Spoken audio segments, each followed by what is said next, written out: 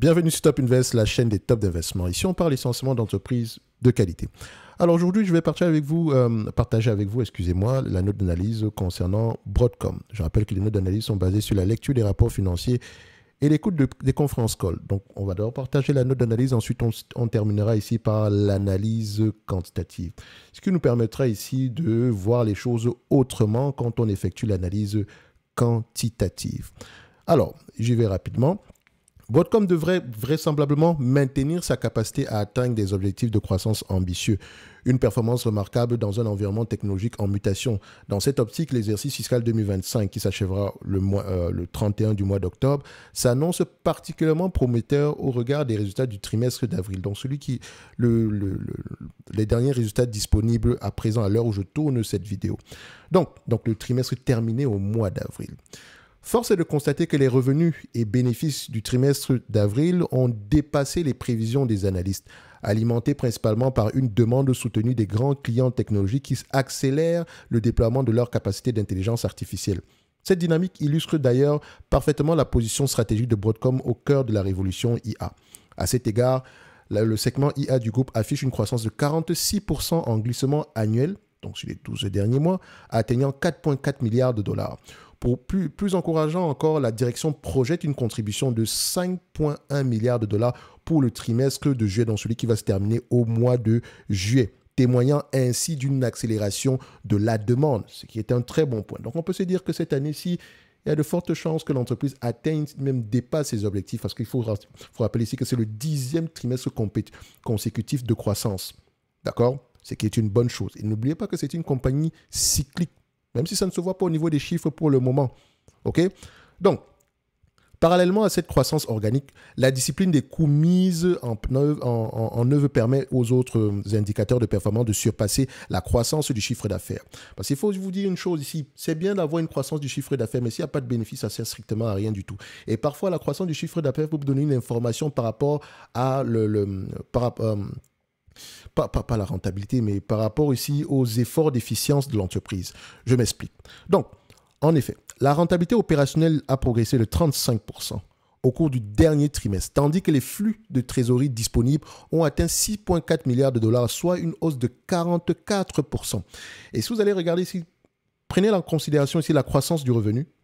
Disons qu'on a une croissance du revenu de log, je vous donne ça, c'est un exemple de 2%, et que vous remarquez que on a une croissance du revenu de 2%, mais au niveau des bénéfices opérationnels, on a peut-être du 10% de croissance. Sur la même entreprise, je ne parle pas de Broadcom, je vous donne une image. Et sur la même entité ici, vous retrouvez à avoir des free cash flow, disons, en croissance de 20%. Donc rappelez-vous, le revenu, croissance de 2%, les bénéfices opérationnels, on a une croissance plus élevée, et on a encore une croissance bien plus élevée sur les free cash flow. C'est très encourageant. Ça démontre ici que tout revenu supplémentaire ici n'entraîne pas de dépenses opérationnelles supplémentaires. Donc, généralement, ça s'en va directement au niveau des bénéfices nets ou bien free cash flow. Donc, c'est important. Ça vous permet de voir ici que l'entreprise est de plus en plus efficiente. Parce que le revenu, c'est la croissance du revenu, c'est ce qu'on regarde généralement. D'aucuns disent souvent que ouais, mais une croissance de 5%, c'est nul. Non. Croissance de 5%, c'est la croissance du revenu. D'accord? Maintenant, est-ce que les bénéfices ont également... est-ce qu'on a une croissance des bénéfices de log de 5% et plus ou moins? Parce qu'on peut avoir une croissance des revenus disons de 100%, alors qu'en termes de bénéfices ou bien en termes de free cash flow, on a moins 10%. Donc, il faut faire attention, il faut toujours comparer les deux. Et une fois qu'on les a sur le même tableau, on peut émettre ici on peut mieux analyser cette croissance-là. On peut savoir si elle est intéressante ou si la croissance ici des revenus a tendance à se répercuter au niveau des chiffres au minimum, au même niveau que le volume de croissance qu'on en date d'aujourd'hui. Donc, ce sont généralement des éléments à comparer quand on regarde la croissance des revenus. Il faut la comparer ici à la croissance des bénéfices opérationnels, etc. OK? Donc, on referme la parenthèse. Cette rigueur financière démontre par conséquent la capacité de Broadcom à optimiser sa rentabilité tout en investissant dans sa croissance future, un équilibre particulièrement apprécié pour les investisseurs soucieux de valorisation. Parce qu'il faut vous dire ici que Broadcom va avoir tendance à se négocier à des niveaux de multiples très, très élevés en date d'aujourd'hui. Mais elle est de plus en plus efficiente. Donc, en termes de marge, les marges ont tendance à augmenter de plus en plus. Donc, ça peut être intéressant pour ceux qui... Avant, je l'ai acheté peut-être une valorisation de 15 fois les bénéfices. Aujourd'hui, elle pourrait mériter de s'échanger entre 20 et 25 fois les bénéfices. On va y revenir, ne vous inquiétez pas par rapport à la valorisation. Néanmoins, c'est également ça nous permet également d'émettre une hypothèse par rapport à la valorisation actuelle de la compagnie et ne pas clairement dire que non, nous avons quelque chose de surévalué. On va y arriver, ne vous inquiétez pas. Néanmoins, bien que l'activité semi-conducteur traditionnelle demeure atone, donc tout ce qui est non lié à l'intelligence artificielle, une amélioration progressive de ce segment est attendue à l'horizon 2026. Ça reste une prévision, d'accord? Et je rappelle ici que son année fiscale 2026 commence après le mois d'octobre, ok, de cette année. En outre, l'intégration de VMware progresse de manière satisfaisante, ajoutant une dimension logicielle stratégique au portefeuille du groupe. C'est pour ça qu'en termes de compagnie de semi-conducteurs, parce qu'elle est définie comme ça, il faut vous dire que la partie logicielle représente quand même plus de 40% du chiffre d'affaires. Donc, ce sont des revenus récurrents. Donc, je suis vraiment basé sur les abonnements ici. Et donc, il faut vous dire que ça sera une entreprise qui sera moins cyclique que les autres. S'il fallait même... Enfin, pour mieux valoriser cette compagnie, il faut faire une somme départ. Vous prenez la partie semi-conducteur, d'un côté, vous appliquez un multiple de valorisation, disons, aux alentours de 15 fois les bénéfices. Et vous prenez la partie ici concernant les logiciels où on peut appliquer un multiple de valorisation aux alentours de 20 à 25 fois les bénéfices, dépendamment du volume de croissance qu'on a. Mais également, quand on a de la croissance de manière générale, est-ce que la croissance est liée à l'introduction de nouveaux produits? Ou bien la croissance est liée essentiellement à l'augmentation des prix. On va parfois se dire que l'augmentation des prix, c'est bien, mais dites-vous que dans le cas de VMware, les prix ont augmenté.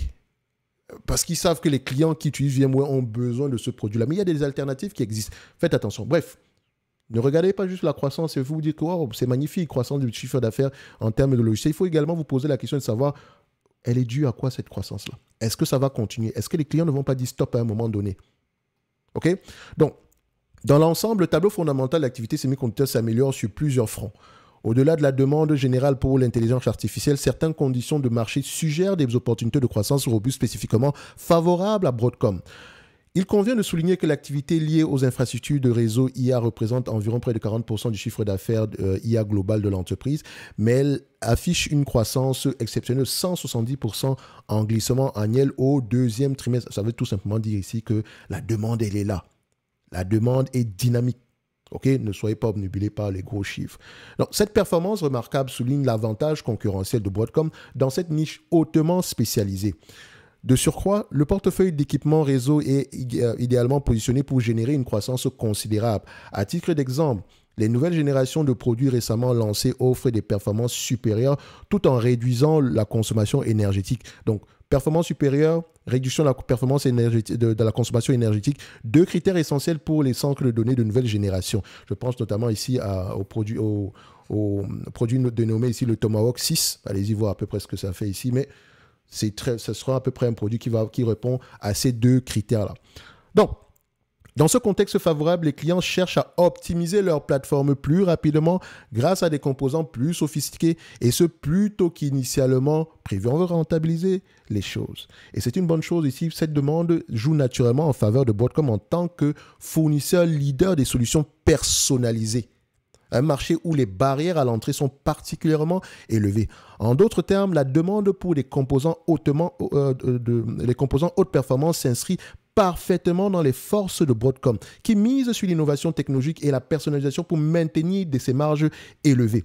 Pour conclure, Broadcom bénéficie d'un positionnement stratégique optimal dans l'écosystème de l'intelligence artificielle avec des fondamentaux financiers solides et des perspectives de croissance soutenues. À cela s'ajoute la diversification progressive vers le logiciel via VMware. VMware n'est pas le seul logiciel que Broadcom détient, qui renforce considérablement la résilience du modèle économique face au cycle traditionnel des semi-conducteurs. Et face à cela, par rapport à la valorisation de cette compagnie, on va peut-être avoir un avis complètement différent. Et donc, je prends Fastgraph, je vais Broadcom. Voilà, search, on va mettre Broadcom ici. Voilà, AVGO. Et on va regarder ici, historical. Alors, c'est une compagnie qui a l'habitude de se changer aux alentours de 15 fois les bénéfices. Mais c'est une entreprise qui a un segment cyclique et un autre qui ne l'est pas du tout, comme notamment le segment logiciel. La partie logicielle est en croissance. La partie cyclique qui concerne ici les semi-conducteurs est également en croissance. Quel multiple de valorisation on va utiliser? Je vous ai dit ici en début de vidéo qu'on doit utiliser on doit faire une somme des parts. Réellement, si vous voulez bien analyser cette compagnie, séparez-les. Mais je ne vais pas le faire ici. Moi, je prends un raccourci. Et ça n'engage que moi. Dans tous les cas de figure, ce que je fais ici, ça n'engage que moi. Lisez vos rapports financiers, écoutez vos conférences calls et faites-vous votre propre avis par rapport à cette compagnie-ci. Ok, vous n'allez pas vous asseoir, regarder une vidéo sur YouTube et décider d'investir sur Broadcom alors que je ne détiens même pas les titres de Broadcom. D'accord? Et donc, pour analyser cette compagnie, il faut déjà mentionner une chose, c'est que je pars avec un biais très prononcé pour le segment des semi-conducteurs. Dans le sens où, même si je sais que cette compagnie n'est pas purement une compagnie qui vend uniquement des semi-conducteurs, on va se dire ici que le marché pourrait l'apprécier comme tel. Et la seule raison pour laquelle on paye cette compagnie à 42 fois les bénéfices, c'est parce que le segment semi-conducteur est en pleine croissance. Mais c'est une croissance qui est cyclique. Donc, tôt ou tard, il y aura un ralentissement. Et donc, vaut mieux se protéger dès le départ en se disant ceci. Oui, le marché est en croissance, la demande est là, on a le produit qui répond à la croissance, à la demande en date d'aujourd'hui. Mais les donneurs d'ordre vont avoir tendance à ralentir, à optimiser également la dépense en capital dans le futur. Et donc, il faut faire attention par rapport à ça. La question est de savoir dans combien de temps. Et en réalité, ça sera difficile d'avoir la réponse. C'est pour ça juste qu'il faut suivre ces entreprises-là trimestriellement. Et dès le moment où vous remarquez qu'on a un ralentissement trimestriel, commencez à faire attention. Surtout, je prends un exemple. Si le Q1, si vous comparez le Q1 et le Q2 et que vous remarquez que entre le Q1 et le Q2, on a un ralentissement par rapport au Q4 et Q1, il faut commencer à faire attention. Parce qu'en réalité, vous ne saurez jamais quand est-ce que le cycle va se retourner. C'est pour ça qu'on ne veut pas... On veut déjà garder un œil sur la taille du marché, parce qu'elle va continuer à innover. Okay? On va regarder un œil sur la taille du marché, la croissance de ce marché-là de manière générale, qui sont les concurrents, qu'est-ce qu'on propose et où est-ce que cette compagnie se situe dans la chaîne de valeur. Et pourquoi est-ce que les entités commandent chez elles. Bref, vous avez une checklist ici dans le club. Je rappelle ici que je mettrai également cette note d'analyse, vu qu'elle est publique. La vidéo est publique, donc je mettrai cette note-là dans le club pour ceux qui veulent la garder ici en archive. Je rappelle que le club ici, il est gratuit, accès, donc ça vous permet ici, parce que je ne lis pas tous les messages sur YouTube, donc de manière générale, vous pouvez poser vos questions ici. Et comme je l'ai dit, on aura tendance à faire un live par mois ici, histoire que je réponde à toutes vos questions. En tout cas, ça sera dans le club. Ok, je mettrai ça à l'intérieur. Donc, pour revenir à Broadcom, c'est ce qu'on est en train de mentionner tantôt ici. Donc, au niveau de l'analyse quantitative, qu'est-ce qu'on va faire? Comme je l'ai dit, Broadcom, on va prendre moi, je dirais ici, c'est une compagnie qui va avoir tendance à s'échanger entre 20 et 25 fois les bénéfices. OK?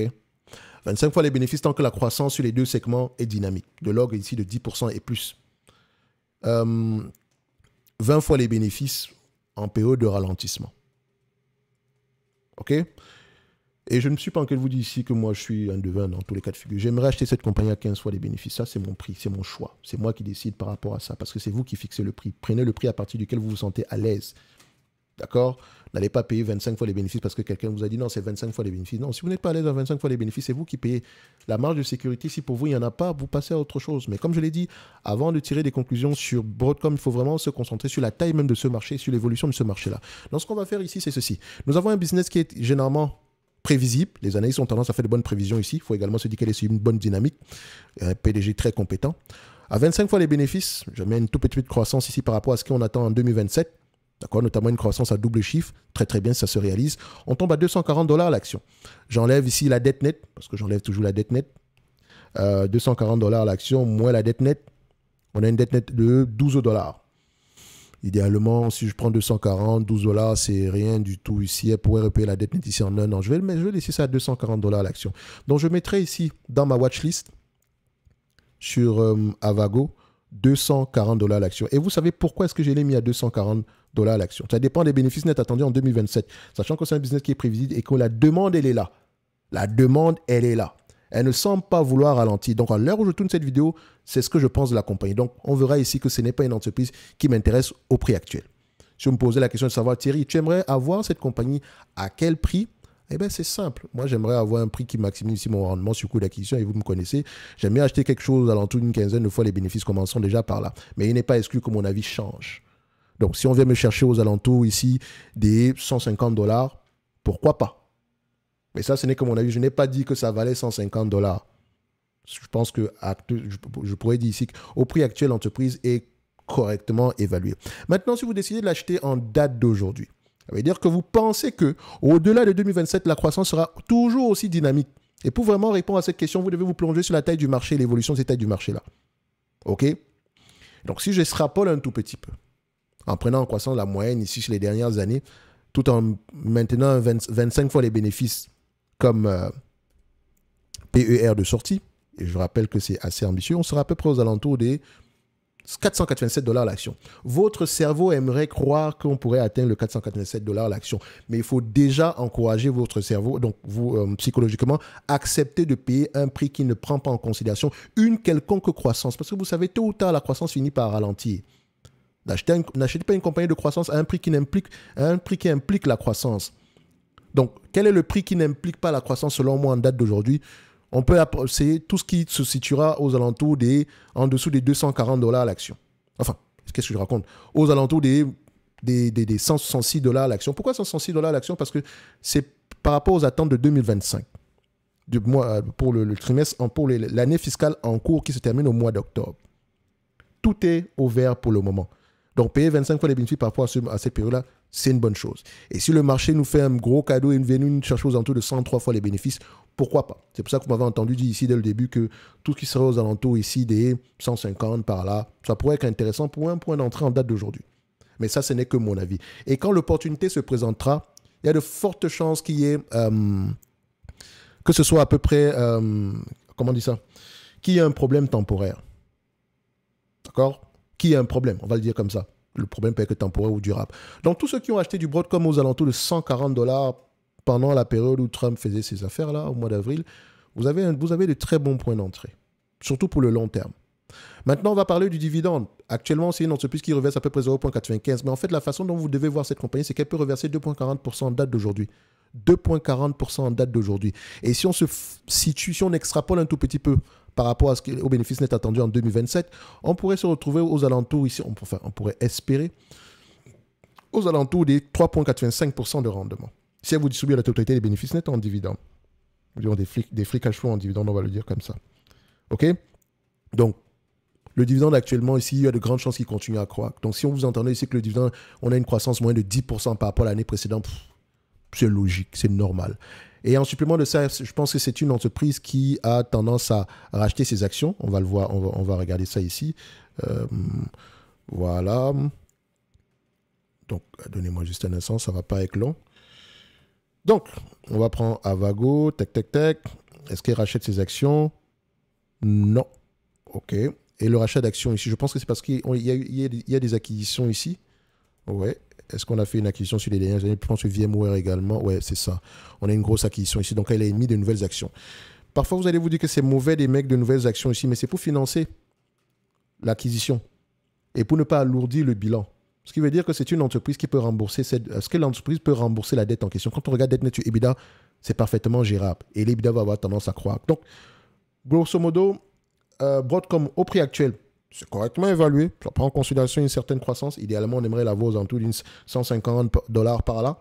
OK, idéalement. Mais maintenant, si vous décidez de l'acheter au prix actuel, c'est parce que vous pensez qu'au-delà de 2027, la croissance pourrait être bien plus élevée que ça. Et donc, allez rechercher des informations dans ce sens-là pour ceux qui sont optimistes. Pour ceux qui l'ont à 140 $, le prix est parfait. OK, c'est un très bon prix d'acquisition, surtout pour le long terme. Donc, c'est ce que je peux dire ici de la compagnie qu'on appelle Broadcom. Je rappelle ici que vous avez le droit parfaitement. Je vous encourage massivement à lire également vos rapports financiers, histoire ici de tirer vos propres conclusions. Donc, c'est le genre d'entreprise, si le prix était intéressant, on aurait pu l'ajouter ici aux différentes entreprises qui vont se retrouver dans le top premium. Je rappelle que le top premium, généralement, prend en considération, au niveau des notes d'analyse, prend en considération les entreprises qu'on considère comme étant sous-évaluées en date d'aujourd'hui, ainsi que le suivi qui vient avec. Donc, si selon moi, c'est une compagnie qui est sous-évaluée, je vais avoir tendance à la mentionner et également à faire le suivi. En supplément de ça, vous avez l'analyse sectorielle, la watchlist, l'accès à la communauté privée, qui est une communauté autre que le club, d'accord, ainsi que les analyses quantitatives. C'est à ce niveau-là que vous pouvez demander des analyses quantitatives. Pour la watchlist également, ici, vous pouvez la voir de manière individuelle. Elle est ici. Et pour ceux qui veulent aller plus loin, monter en compétence monter en compétence et surtout en confiance. OK? dans leur processus d'apprentissage en matière de stock picking, vous avez le programme d'accompagnement, vous pouvez réserver un appel, si ça vous intéresse, bien sûr. Nous, ici, par rapport à Broadcom, pour moi, je dirais que le prix actuel est juste correct. 140 $, c'était très intéressant. Et si le prix, si par chance, on vient nous rechercher à peu près à ces niveaux-là, pourquoi pas. En tout cas, si vous l'avez en dessous de ces montants-là, ou bien dans cette zone-là, tant mieux. Si vous l'achetez en date d'aujourd'hui, vous savez ce que moi je pense, et vous pouvez avoir un avis complètement différent par rapport à ça. Donc, on va se donner rendez-vous sur la prochaine vidéo. Un like, un abonnement, un commentaire, ça fait toujours plaisir. Dites-moi en commentaire ceux qui ont du Broadcom en dessous des 140 $, ou bien dans ces zones-là. On va voir à peu près ceux qui sont qui l'ont acheté en 2023, parce que je sais que j'ai fait une vidéo en 2023 sur cette compagnie. On était en dessous des 100 $ littéralement. Et le prix était extrêmement bon. Je pense que la vidéo elle est encore sur la chaîne, de manière générale. Mais je pense que c'était même une vidéo constative. C'est ma deuxième note d'analyse sur Broadcom, si ma mémoire est bonne. On va regarder ça ici. Broadcom. Voilà. Parce qu'une fois que vous lisez les rapports financiers, les chiffres, vous les appréciez différemment. OK? Moi, je pense que j'ai déjà fait une note d'analyse ici. Bon, c'est pas plus grave que ça si je ne me rappelle pas de la note d'analyse, mais je pense que j'ai déjà fait une note d'analyse. Soit je l'ai envoyée dans le newsletter, mais en tout cas, vous avez mon avis et on se donne rendez-vous sur la prochaine vidéo. Un like, un abonnement, un commentaire, ça fait toujours plaisir. Merci.